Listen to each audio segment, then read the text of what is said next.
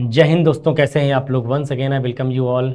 मैं इंजीनियर अजय गुप्ता आप सभी लोगों का स्वागत करता हूं घटना चक्र के यूट्यूब प्लेटफॉर्म पे। दोस्तों, लास्ट टाइम पे हम लोगों ने नॉन फाइनाइट चैप्टर को एंड किया था। नॉन फाइनाइट्स वर्ब में हमने आपको सिखाया इन्फिनेटिव क्या है, कैसे काम करता है, जीरेंड क्या है, कैसे काम करता है, पार्टिसिपल क्या है, कैसे काम करता है। इन सारे चीज़ों के ऊपर हमने डिस्कशन किया, आपके साथ डिटेल डिस्कशन किया। ऐसा एक भी सिंगल हेडिंग नहीं है जहाँ पर आपको मैंने दौड़ा के पढ़ाया हो। हर चीज़ आपको इन्फिनेटिव, जीरेंड, पार्टिसिपल के अंदर घुस घुस के आपको पहचान कराने का प्रयास किया है, कैसे कैसे इसको काम करता है, कैसे कैसे कहाँ कहाँ क्वेश्चन बन सकते हैं। मैक्सिमम पॉसिबल जो क्वेश्चंस थे वो भी कराने का प्रयास किया। देखिए, नंबर ऑफ क्वेश्चंस तो कभी खत्म नहीं हो सकते। हम जितना कराएंगे उतना ही कम है। हम आज की पूरी क्लास भी कर क्वेश्चंस कराएंगे तो भी नहीं खत्म होने वाले, बिकॉज क्वेश्चन की संख्या कोई लिमिटेड नहीं, अनलिमिटेड टाइप की है। इंपॉर्टेंट ये डियर कि आप हर पॉइंट को कितना बेहतर तरीके से समझ रहे हैं, और समझ के दो सवाल भी अगर ढंग से करते हैं ना, दो सवाल भी बहुत है। लेकिन वो दो सवाल आपने अपनी मर्जी से समझ कर किया हो, कॉपी ना करने का प्रयास किया गया हो। पता लगा इंसान दो नहीं 20 कर लिया, लेकिन सब कॉपी करके कर लिया, कोई मतलब नहीं है। इसलिए कॉन्सेप्ट को खुद डेवलप करिए, अपनी लैंग्वेज की अंडरस्टैंडिंग को बढ़ाइए। आइए हम लोग बात को आगे लेके चलते हैं। कलर थोड़ा सा मुझे लगता है कि चूज करना ही पड़ेगा मुझे अपना वाला।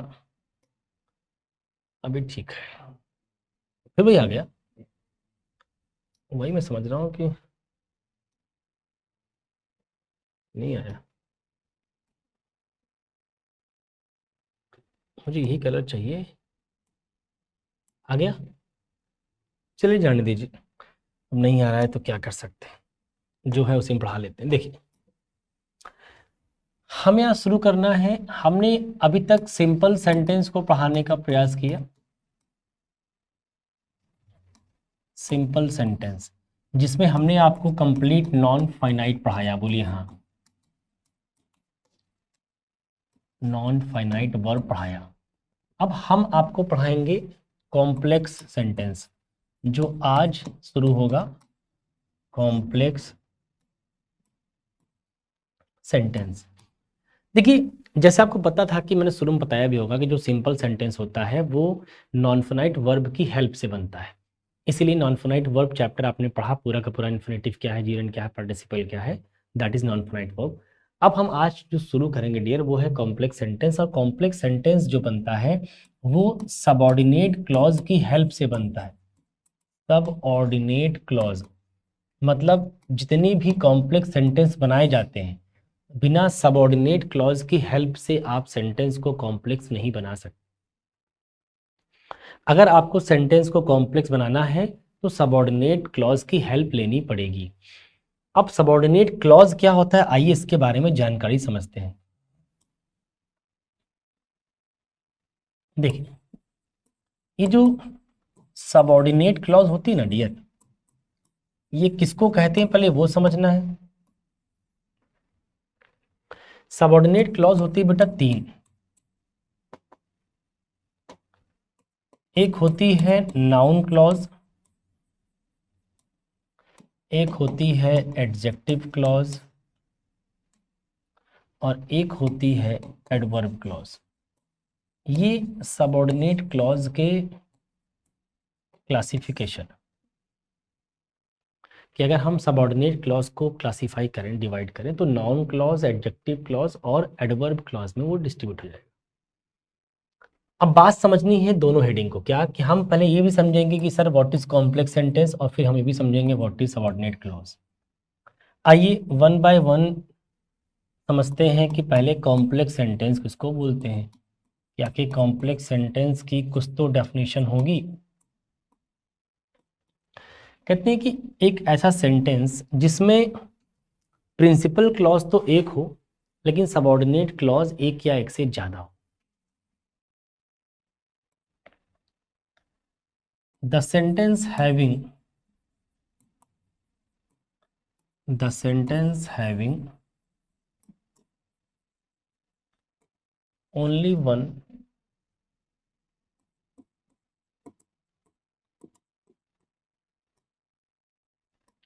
Principal clause and one or the sentence having only one principal clause and one or more than one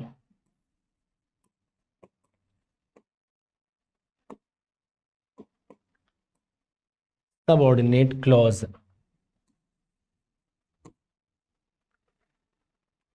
is known as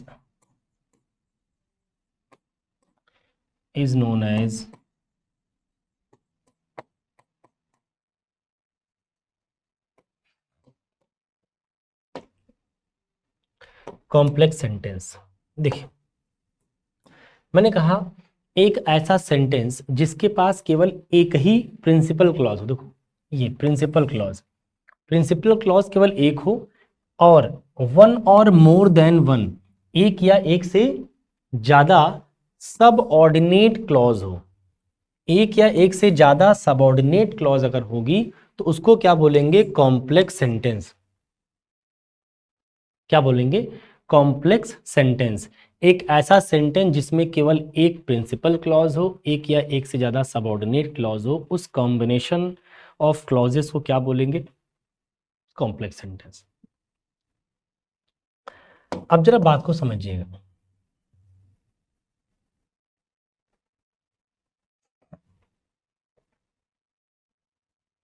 जैसे क्या है प्रिंसिपल, क्या है सबऑर्डिनेट, जरा समझने का प्रयास करिएगा। मैंने एक सेंटेंस कहा कि he has a ring which is made of silver. कह रहा है कि इसके पास एक रिंग है जो किससे बनी है? सिल्वर से बनी है, चांदी से बनी। देखो ये हो गया बेटा आपका प्रिंसिपल क्लॉज। क्या हो गया? और ये हो गया आपका सबऑर्डिनेट क्लॉज। ये सबऑर्डिनेट क्यों हम बोल रहे हैं? सब ऑर्डिनेट क्या बोलने का मतलब क्या हुआ, जरा मैं 2 मिनट समझा देता हूं पहले आपको, आपकी अपनी लोकल भाषा में। और ये आपकी प्रिंसिपल क्लॉज।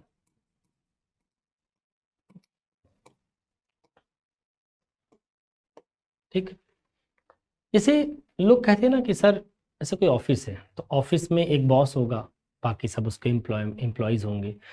तो कोई भी बॉस होता है किसी कंपनी का, तो कंपनी को रन करने के लिए बहुत सारे एम्प्लॉयज़ की ज़रूरत पड़ती है। तो जो एम्प्लॉयज़ होते हैं वो उस बॉस के लिए क्या कर रहे होते हैं? काम कर रहे होते हैं ताकि उसकी कंपनी ग्रो कर सके। तो बॉस के लिए वो सारे एम्प्लॉयज़ क्या हैं? सबऑर्डिनेट्स हैं। सबऑर्डिनेट्स क्यों? हेल्पर हैं। सबऑर्डिनेट्स को अब अपनी भाषा में हेल्पर बोल लो, असिस्टेंट बोल लो। मैंने कहा भाई ये मेरी कंपनी के एम्प्लॉय हैं, मतलब ये मेरे लिए काम करते हैं, इसका मतलब ये मेरे क्या है? सबऑर्डिनेट हैं, क्योंकि ये मुझे हेल्प करते हैं मेरी कंपनी को आगे ले जाने में। इनका नाम सबऑर्डिनेट हो सकता है। आप अपनी भाषा में हेल्पर बोल लो, आप अपनी भाषा में असिस्टेंट बोल लो, बोल तुम कुछ भी लो। सबऑर्डिनेट का मतलब वो नहीं जो खुद बॉस हो, वो जो किसी और बॉस के लिए काम कर रहा हो, दैट इज सबऑर्डिनेट। तो सबऑर्डिनेट का मतलब अधूरा हुआ कि पूरा हुआ? इस तहत अधूरा हुआ, क्योंकि सबऑर्डिनेट का मतलब कुछ ऐसा जो किसी की सहायता कर रहा हो, उसके ऊपर डिपेंड हो। क्योंकि वो जो एम्प्लॉय काम कर रहा है वो आपके ऊपर डिपेंड करता है, आपके लिए काम करेगा और जब महीना खत्म होगा तो अंतिम डेट पे उसको पेमेंट चाहिए, जो उसको सैलरी मिलती है। तो वो आपके ऊपर डिपेंडेंट है, ना कि आप उस पर डिपेंडेंट है। तो जो सबऑर्डिनेट क्लॉज होती है वो प्रिंसिपल पे डिपेंडेंट होती है, ना कि प्रिंसिपल सबऑर्डिनेट क्लॉज के ऊपर डिपेंडेंट होती है। सबऑर्डिनेट क्लॉज का मतलब सेंटेंस का एक पार्ट है, नहीं लिखोगे तो भी काम चल जाए, वो एक हेल्पर है। तो वो हेल्पर है, हेल्पर रहे ना रहे कोई फर्क नहीं पड़ता, बट मेन ही अगर नहीं रहेगा तो हेल्पर क्या करेगा? आप सोचिए, जब मेन आदमी ही खत्म हो जाएगा तो हेल्पर की कोई ज़रूरत ही नहीं बचेगी फिर तो ये हेल्पर है। क्यों हेल्पर? तो समझा दे रहा हूँ। ये कह रहा है कि ही हैज़ अ रिंग, इसके पास एक रिंग है। अगर इसके पास एक रिंग है, अब जो आगे बात लिखी गई है वो इसी रिंग के बारे में है। कह रहा है कि which is made of silver, जो कि सिल्वर से बनी है। कौन? आदमी की रिंग। रिंग, ये जो बात लिखी गई है ये किसी पर्सन के बारे में नहीं लिखी गई, बल्कि ये बात इस रिंग के बारे में लिखी गई। अगर ये बात रिंग के बारे में लिखी गई है तो बेटा रिंग का अपना एक नाउन है। रिंग एक खुद नाउन है, और नाउन के बारे में कोई बता रहा है कि ये जो रिंग है वो कैसी है? सिल्वर की बनी हुई है। तो ये सबऑर्डिनेट क्लॉज क्या काम कर रही है यहाँ पे, एडजेक्टिव क्लॉज का काम कर रही है। अभी कुछ देर पहले बताया कि जो सबऑर्डिनेट क्लॉज होती है ना, ये कभी भी सेंटेंस में जब भी आएगी या तो नाउन क्लॉज के तौर पर आएगी, या एडजेक्टिव क्लॉज के तौर पर आएगी, और या एडवर्ब क्लॉज के तौर पर आएगी। जो भी सबऑर्डिनेट क्लॉज है वो या तो नाउन क्लॉज के तौर पर आएगी, या एडजेक्टिव क्लॉज के तौर पर आएगी, या फिर एडवर्ब क्लॉज के तौर पर आएगी। अब आपको समझना है कि कहीं भी सबऑर्डिनेट अगर आएगी, इन्हीं तीन में से कोई एक रहेगा। तो यहाँ आ गए, ये सबऑर्डिनेट थी, रिंग के बारे में लिखी जाती है बात, तो ये एडिशनल स्टेटमेंट है, हम नहीं लिखेंगे तब भी बात चल जाएगी। वो जो रिंग है वो रिंग नाउन है, और नाउन के बारे में बता रहा है कि जो रिंग कैसी बनी, सिल्वर की बनी हुई है, तो ये रिंग के बारे में बता रहा है, तो क्या कहलाएगा, ये सबऑर्डिनेट तो है, लेकिन सबऑर्डिनेट में क्या है, एडजेक्टिव। तो कॉम्प्लेक्स सेंटेंस में एक प्रिंसिपल क्लॉज होती है जो कि आपको दिख रहा होगा, और एक या एक से अधिक सबऑर्डिनेट क्लॉज होती है, ये आपकी सबऑर्डिनेट क्लॉज है। आइए, जैसा कि मैंने अभी कहा आपसे कि जो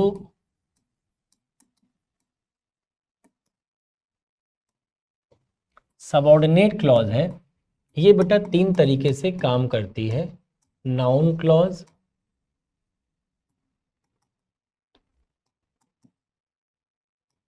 एडजेक्टिव क्लॉज,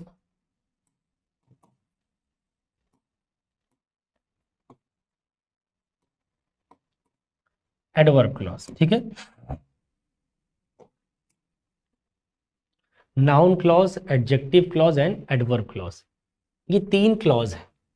नाउन क्लॉज क्या काम करेगा, नाउन का काम करेगा, जो चीज एक शब्द में काम करती है वही चीज पूरी क्लॉज में काम करेगी। एडजेक्टिव क्लॉज एडजेक्टिव का काम करेगा, एडवर्ब क्लॉज एडवर्ब का काम करेगा।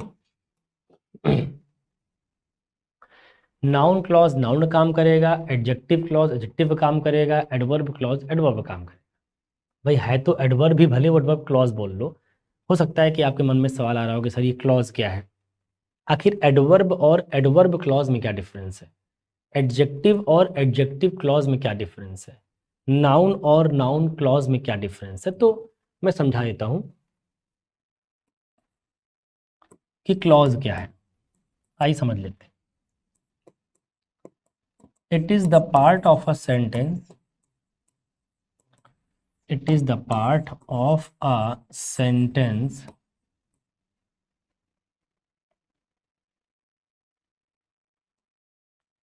which has its own subject and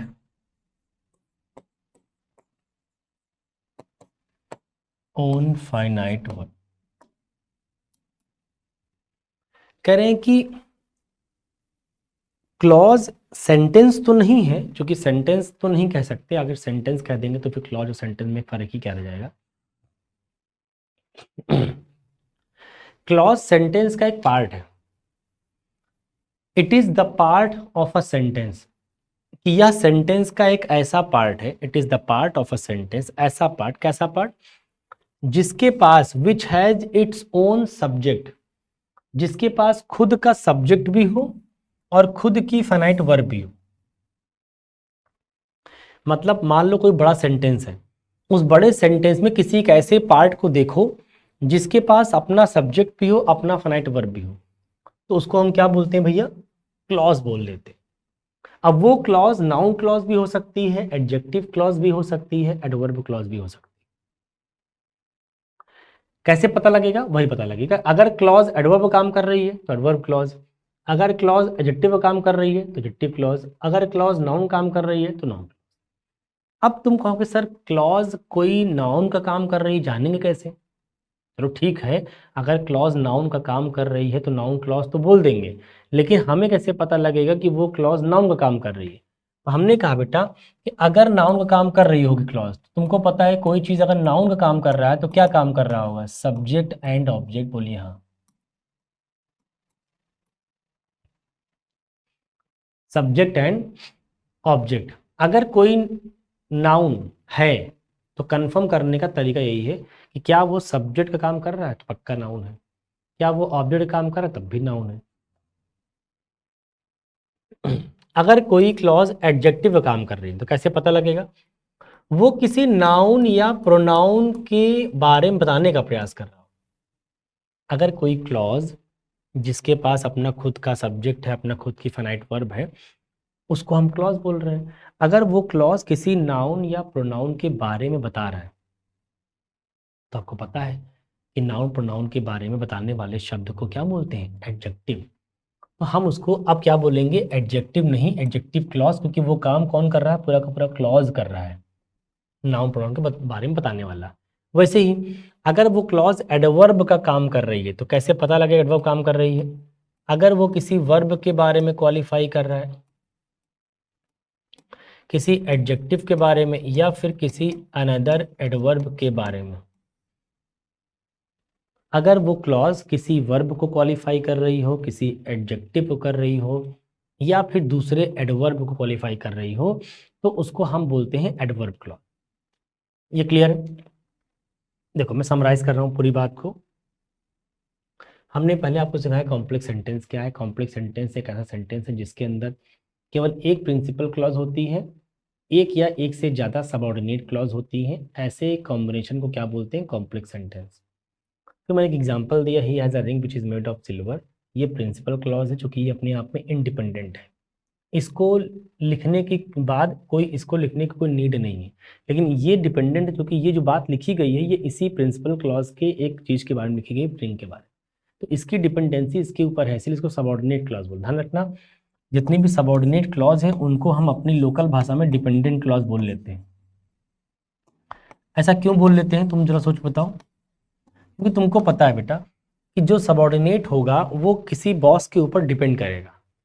boss तुम्हारे ऊपर डिपेंड नहीं करेगा, सबऑर्डिनेट बॉस के ऊपर डिपेंड करता है। इसलिए सबऑर्डिनेट क्लॉज को हम क्या बोलते हैं? डिपेंडेंट क्लॉज बोल लेते हैं। प्रिंसिपल क्लॉज का दूसरा नाम क्या होता है? Independent clause. मतलब लोकल भाषा में सब टर्म यूज किए जाते हैं। आई थिंक आप खुद भी समझते होंगे, नहीं समझते समझा दिया।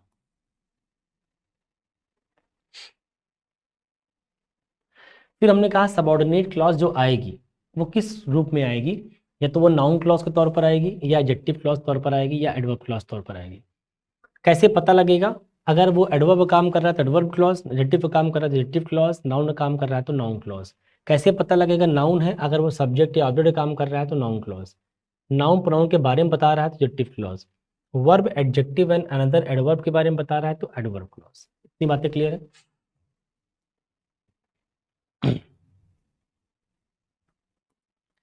एक एग्जाम्पल दिया,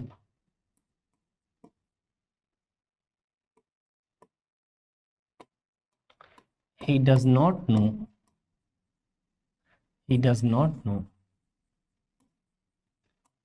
when he will come back। फिर मैंने कहा भैया he does not know the man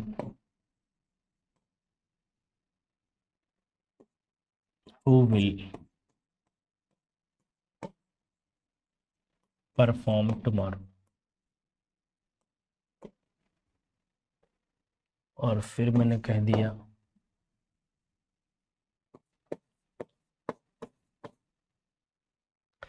he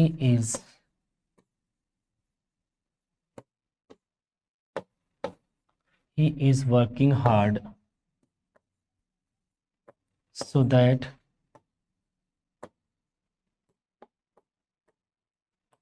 he may pass the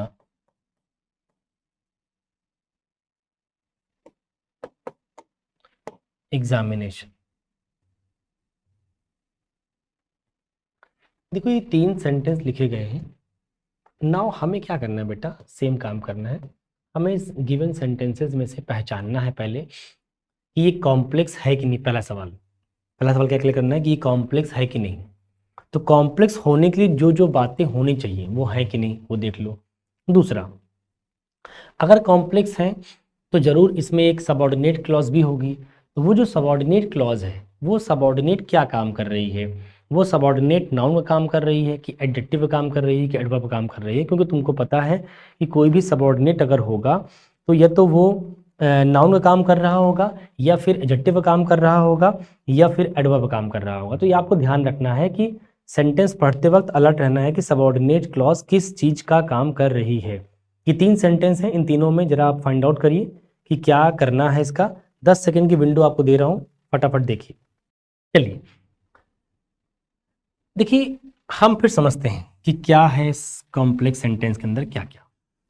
एक बात बताओ बेटा पहले कि कोई अगर नाउन हुआ, ये कलर दिख रहा है, आई थिंक विजिबल नहीं होगा, रेड तो हो जाएगा लेकिन रेड इसमें है नहीं क्या।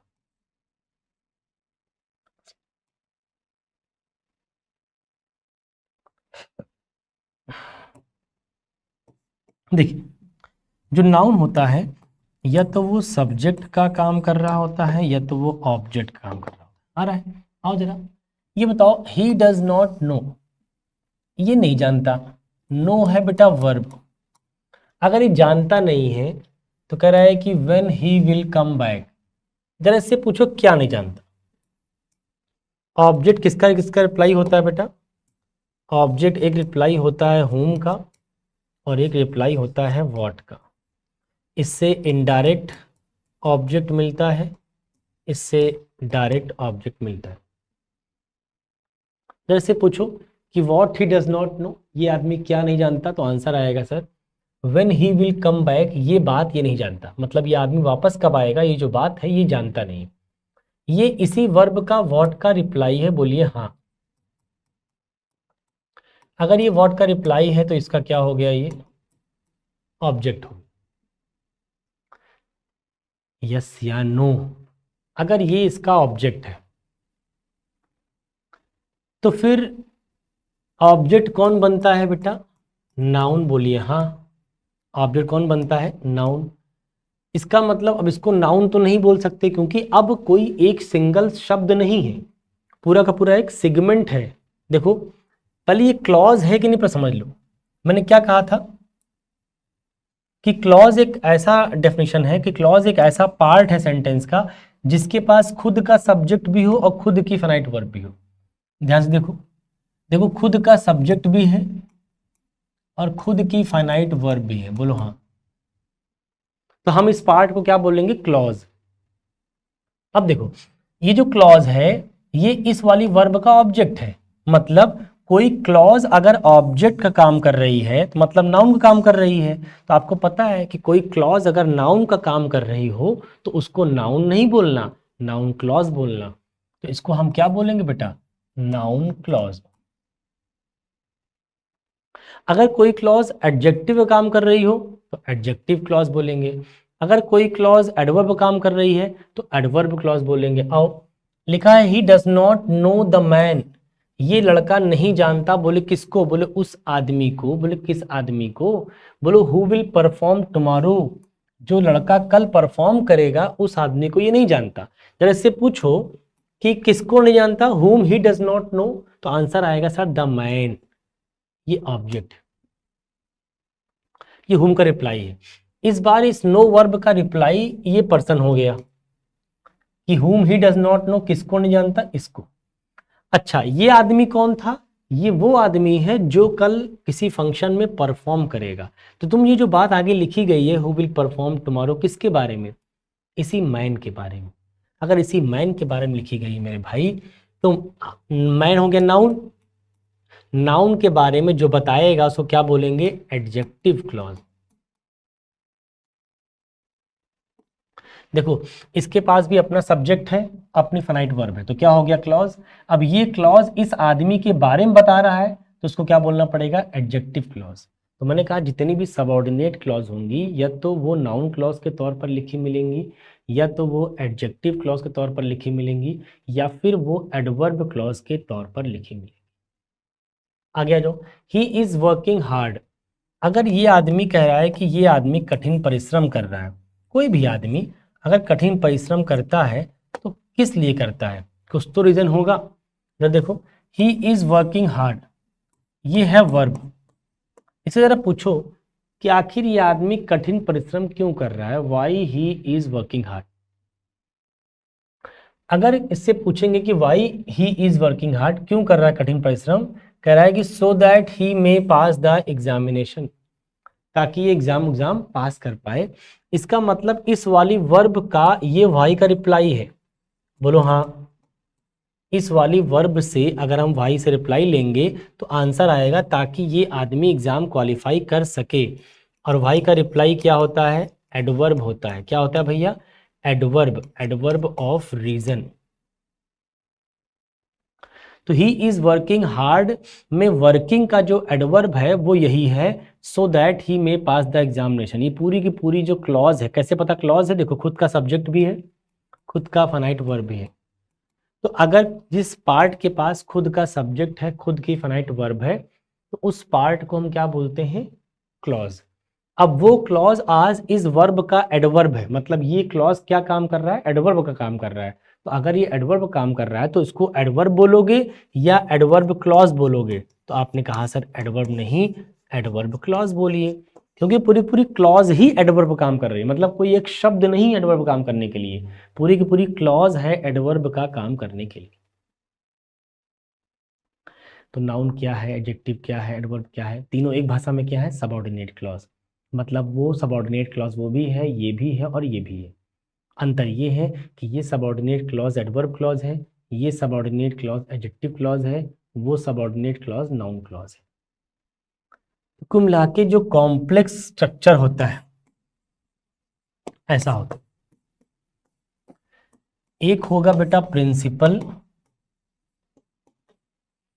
और एक होगा सबऑर्डिनेट। ये इसके कॉम्बिनेशन को ही हम क्या बोलते हैं, कॉम्प्लेक्स। तो कोई भी अगर सेंटेंस कॉम्प्लेक्स बनेगा तो उसमें प्रिंसिपल क्लॉज भी होगी और सबऑर्डिनेट क्लॉज भी होगी। और ये सबऑर्डिनेट हो सकता है कि नाउन क्लॉज के तौर पर हो सकता है कि एडजेक्टिव क्लॉज के तौर पर और हो सकता है कि एडवर्ब क्लॉज के तौर पर हो। तो आई होप कि ये बात समझ में आ गई होगी। आइए अब बढ़ते हैं थोड़ा सा आगे। देखो मैंने कहा बेटा कि ये जो क्लॉज होता है ना, जरा क्लॉज को थोड़ा मैं अपने टेक्निकल भाषा में आपको समझा देता हूँ। देखो क्लॉज, आपको नहीं लगता कि जिस पार्ट के पास सब्जेक्ट भी हो, जिस पार्ट के पास फाइनाइट वर्ब भी हो, वो सेंटेंस हो गया फिर तो। भाई सेंटेंस, मिनिमम रिक्वायरमेंट क्या है एक सेंटेंस को मीनिंगफुल करने के लिए, तो आप कहेंगे सर एक सब्जेक्ट दे दीजिए और एक फाइनाइट वर्ब दे दीजिए। ये मिनिमम रिक्वायरमेंट है किसी भी सेंटेंस को मीनिंगफुल करने के लिए, एक सब्जेक्ट और एक फाइनाइट वर्ब। अब अगर जरा सोचिए आप कि अगर सब्जेक्ट मिल गया, फाइनाइट वर्ब मिल गया, तो भैया सेंटेंस तो हो ही गया। आखिर फिर सेंटेंस में और क्लॉज में क्या फ़र्क है, कुछ तो फ़र्क होना चाहिए। फ़र्क ये है बेटा कि क्लॉज क्या होता है, ऐसा समझो।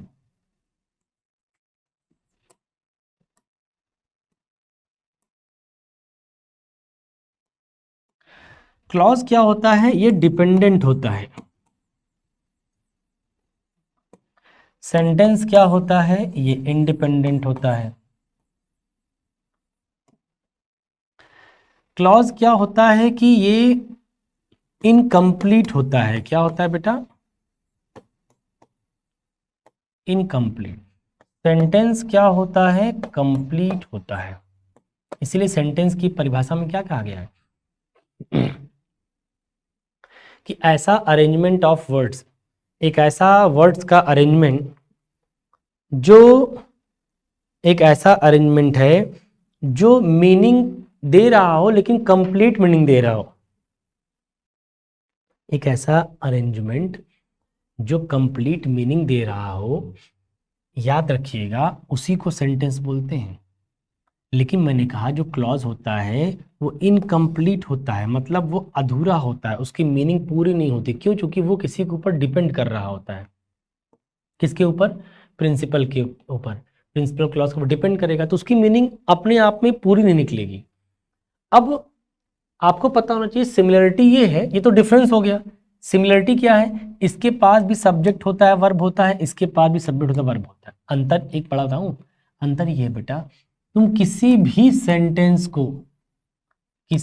सेंटेंस को जब चाहो तब क्या बना लो, क्लॉज। कैसे बना लो, उस सेंटेंस के पहले एक कंजंक्शन लगा लो। क्या लगा लो, एक लगा लो बेटा कंजंक्शन। अगर आपने सेंटेंस के पहले एक कंजंक्शन लगा दिया, सेंटेंस के पहले अगर एक कंजंक्शन लगा दिया, तो ऑटोमेटिक वो क्या बन जाएगा, क्लॉज बन जाएगा। मतलब सेंटेंस है पूरी मीनिंग, जैसे ही आप कंजंक्शन लगाओगे ना, ये बन जाएगा क्या, अधूरी मीनिंग। क्यों, क्योंकि वो अब डिपेंड लग जाएगा करने किसी के ऊपर, क्योंकि सेंटेंस तो अपने आप में फ्री था, वो तो इंडिपेंडेंट था, कंप्लीट मीनिंग था। आपने जबरियन क्या कर दिया, कंजंक्शन लगा दिया, उसको इनकम्प्लीट कर दिया। इनकम्प्लीट कर दिया तो सेंटेंस से उठकर कहाँ चला गया, वो क्लॉज में। दुनिया का कोई भी क्लॉज होगा तो ऐसे ही बनेगा, उसके पास आप बस एक देखो कंजंक्शन लगा होगा सेंटेंस के पहले, ऑटोमेटिक वो क्या बन जाएगा, क्लॉज। अब मेरी बात जरा सुनना, मैंने ही कहा जब तुम ये जान जाओगे कि हम सेंटेंस के पहले कंजंक्शन लगा देंगे तो क्या बन जाएगा, क्लॉज। अब इस कंजंक्शन के ऊपर डिपेंड करता है इसका नाम, क्लॉज तो बन जाएगा, लेकिन भाई कौन सी क्लॉज बनेगा, नाउन क्लॉज बनेगा, एडजेक्टिव क्लॉज बनेगा, एडवर्ब क्लॉज बनेगा, ये कौन सी क्लॉज बनेगा कैसे मालूम पड़ेगा। तो कंजंक्शन की अपनी जिम्मेदारी है कि अगर हमने नाउन क्लॉज के कंजंक्शन लगाया तो नाउन क्लॉज बन जाएगा, अगर हमने एडजेक्टिव क्लॉज के कंजंक्शन लगाया तो एडजेक्टिव क्लॉज बन जाएगा, अगर हमने एडवर्ब क्लॉज के कंजंक्शन लगाया तो एडवर्ब क्लॉज बन जाएगा। मतलब कि अगर जैसे कंजंक्शन आप वैरी करेंगे as per the sentence, sentence में नाउन क्लॉज बनाने वाले कंजंक्शन लगाएंगे तो नाउन क्लॉज बन जाएगा, एडजेक्टिव क्लॉज बनाने वाले कंजंक्शन लगाएंगे तो एडजेक्टिव क्लॉज बन जाएगा, एडवर्ब क्लॉज बनाने वाले कंजंक्शन लगाएंगे तो एडवर्ब क्लॉज बन जाएगा। इसका मतलब बेटा क्या हुआ कि आपके ऊपर डिपेंड करता है कि अब आपको ये जानना पड़ेगा कि सर कौन कौन से कंजंक्शंस ऐसे हैं जो नाउन क्लॉज फ्रेम करते हैं, कौन कौन से कनेक्टर्स ऐसे हैं जो एडजेक्टिव क्लॉज फ्रेम करते हैं, कौन कौन से कंजंक्शंस ऐसे हैं जो एडवर्ब क्लॉज फ्रेम करते हैं। वो सब आपको जानने पड़ेंगे। जैसे जैसे उसको जानेंगे वैसे वैसे इसकी समझ और बढ़ती जाएगी। ये बेसिक था जो मैंने आपको डिस्कस करने का प्रयास किया है। आइए थोड़ी सी बात को और आगे लेके चलते हैं, मैं आपको पीछे लेके चला गया। अब हम लोग पढ़ सकते हैं सबऑर्डिनेट क्लॉज का पहला topic, noun clause. Subordinate clause का पहला टॉपिक नाउन क्लॉज। हमको पता है कि नाउन क्लॉज बनाने के लिए कुछ कंजंक्शन चाहिए होंगे, क्योंकि क्लॉज बनेगा कब, क्लॉज बनेगा कब, एक सेंटेंस के पहले हम कोई कंजंक्शन जोड़ेंगे, it will become a clause. तो वो जो कंजंक्शन जोड़ेंगे कौन होंगे, वो आइए देखते हैं। देखिए बहुत फास्ट मैं आपके सामने लिख रहा हूं। एक है बेटा who, whom,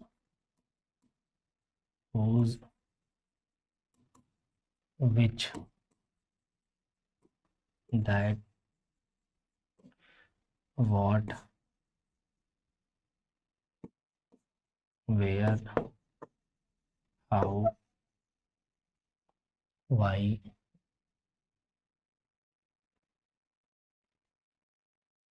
when, how much, how many,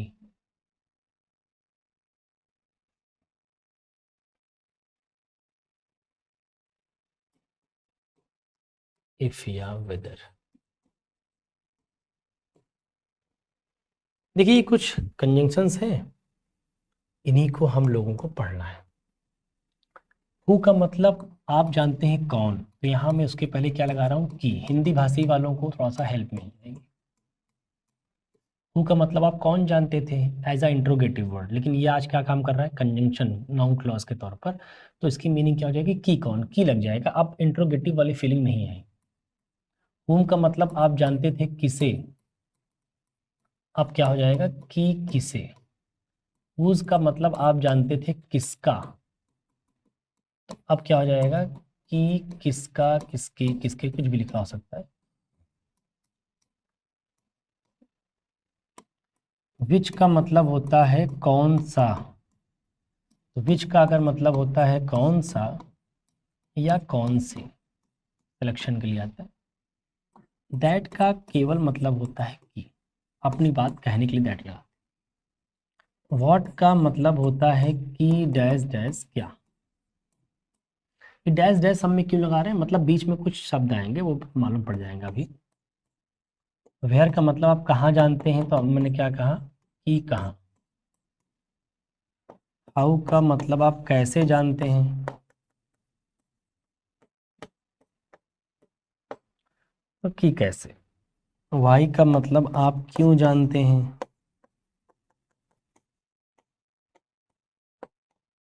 तो कि क्यों।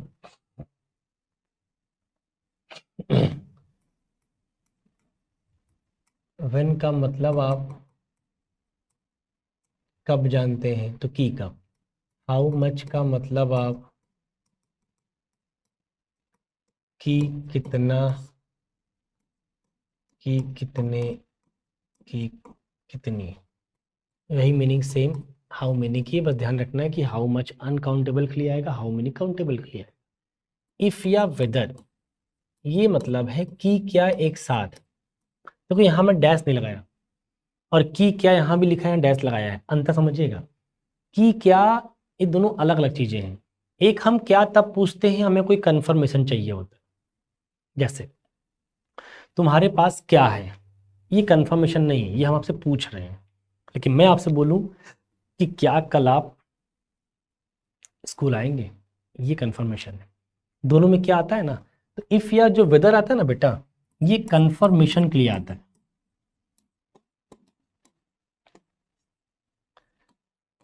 ये कब आता है, कंफर्मेशन के लिए। और जो ये की क्या है ना, व्हाट, ये आता है मतलब कोई चीज पूछताछ करने के लिए, टू इंटेरोगेट। हमें जब कोई चीज इंटेरोगेट करना होता है तो हम ऐसे बोलते हैं, और हमें जब कोई चीज कंफर्मेशन लेनी होती है तो हम ऐसे बोलते हैं। इफ या वेदर लगा कर ध्यान रखना कि इफ या वेदर अलग चीज है, कि व्हाट एक अलग चीज है, जहां पे जैसी जरूरत पड़ेगी वैसा हम यूज करेंगे। तो मैंने कहा ये वो कनेक्टर्स हैं जो यहाँ लगेंगी, और एक सेंटेंस लिखा होगा, तो ये मिलके क्या बन जाएगा, क्लॉज। कौन सा क्लॉज फॉर्म करेगा, नाउन क्लॉज ही फॉर्म करेगा, क्योंकि हमने नाउन क्लॉज के ही कंजंक्शंस को यूज किया है। जब नाउन क्लॉज के ही कंजंक्शंस को यूज करेंगे तो नाउन क्लॉज ही बनेगा। नाउन क्लॉज एक कंजंक्शन यूज ना करके एडजेक्टिव क्लॉज की यूज करेंगे, एडजेक्टिव क्लॉज बन जाएगा। तो कुल मिला के ध्यान रखना है इस बात को कि जैसे जैसे कंजंक्शन वेरी करेगा वैसे वैसे हमें क्लॉज का नाम भी बदलना पड़ेगा, और नाम बदलने से क्लॉज के फंक्शंस भी बदलेंगे, क्योंकि नाउन क्लॉज सब्जेक्ट या ऑब्जेक्ट का काम करेगा, क्योंकि नाउन क्लॉज है तो नाउन, तो काम करेगा सब्जेक्ट या ऑब्जेक्ट का। तो और एडजेक्टिव क्लॉज सब्जेक्ट ऑब्जेक्ट का काम नहीं करता, एडजेक्टिव क्लॉज सब्जेक्ट ऑब्जेक्ट के बारे में बताता है, मतलब नाउन प्रोनाउन के बारे में बताता है। तो नाम बदलेगा तो फंक्शन भी जाहिर सी बात है बदलेगा। सुरेश का जो फंक्शन होगा वो महेश का नहीं हो सकता, जो महेश का होगा वो सुरेश का नहीं हो सकता। तो नाम बदलने से फंक्शन भी बदलेंगे, क्योंकि सुरेश की अपनी लिमिट है कुछ काम करने की, और महेश की अपनी लिमिट है कोई काम करने की, ऐसे नो। तो ये वो कनेक्टर्स थे जिनके माध्यम से हम किसी भी क्लॉज को नाउन क्लॉज फ्रेम करेंगे। तो जैसे ही हम इन कनेक्टर्स का इस्तेमाल करेंगे वो क्लॉज ऑटोमेटिक नाउन क्लॉज बन जाएगी, राइट। तो ये सारा आज मैंने आपका बेसिक बनाने का प्रयास किया है, ताकि हम कॉम्प्लेक्स सेंटेंस आपके साथ डील कर पाए, कि कॉम्प्लेक्स सेंटेंस में कैसे हमें डील करना होता है, कॉम्प्लेक्स सेंटेंस की परिभाषा क्या थी, फिर सबऑर्डिनेट क्लॉज क्या था, सबऑर्डिनेट को मैंने शुद्ध भाषा में प्रैक्टिकल भाषा में समझाने का प्रयास किया, फिर सबऑर्डिनेट कितनी प्रकार की हो सकती हैं, नाउन की, एडजेक्टिव की, एडवर्ब, फिर आपने देखा कि क्लॉज कैसे बनता है, आखिर क्लॉज और सेंटेंस में क्या फ़र्क है, क्लॉज की डेफिनेशन क्या है, फिर सेंटेंस की डेफिनेशन क्या है। सिमिलरिटी दोनों में एक ही है कि दोनों के पास सब्जेक्ट भी होते हैं, दोनों के पास वर्ब भी होते हैं, फिर भी कुछ अंतर है। वो अंतर क्या है समझाने का प्रयास किया एक डायग्राम से आपको। ये सारी बातें बड़ी बेसिक बातें थी जो कॉम्प्लेक्स एनालिसिस के अंदर बड़ी हेल्पफुल होंगी आपके लिए। तो इन चीज़ों को बिल्कुल भी इग्नोर मत करिएगा, जाके घर पे इनको रिवाइज करिए, अच्छे से पढ़ाई करिए। कहीं कोई तकलीफ आए हमें कमेंट बॉक्स में ज़रूर अपडेट करिए, ठीक है। मिलते हैं नेक्स्ट क्लास में, आज के लिए इतना ही। Thank you so much.